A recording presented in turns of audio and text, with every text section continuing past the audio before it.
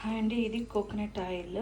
దీంట్లోకి ఎర్రగడ్డలు, కరివేపాకు, మెంతులు, నల్ల జీలకర్ర, లవంగాలు అన్నీ వేసి మిక్స్ చేసి దీన్ని వేడి చేస్తున్నాను. దీంట్లోకి మళ్ళీ ఒక 2 స్పూన్స్ ఆమిరి నూనె కూడా వేసుకున్నా. సిమ్లో పెట్టుకొని బాగా మరిగించుకోవాలి. ఇదంతా ఇలా అంతా ఇదైతుంది. ఆ బాండ్లీ చిన్నగా అయిపోయిందండి, అంతా పొంగిపోతా అంటే అందుకే వేరే బాండ్లీలోకి చేంజ్ చేసినాను. ఇదిగోండి, ఇదంతా ఇలా దగ్గరికి పడింది. ఇలా అయిన తర్వాత దీన్ని ఆఫ్ చేసుకోవాలి. ఆఫ్ చేసుకొని ఒక నైట్ అంతా వదిలేస్తే దాంట్లో ఉండేవన్నీ ఆ నూనెలో బాగా ఇది అవుతాయి.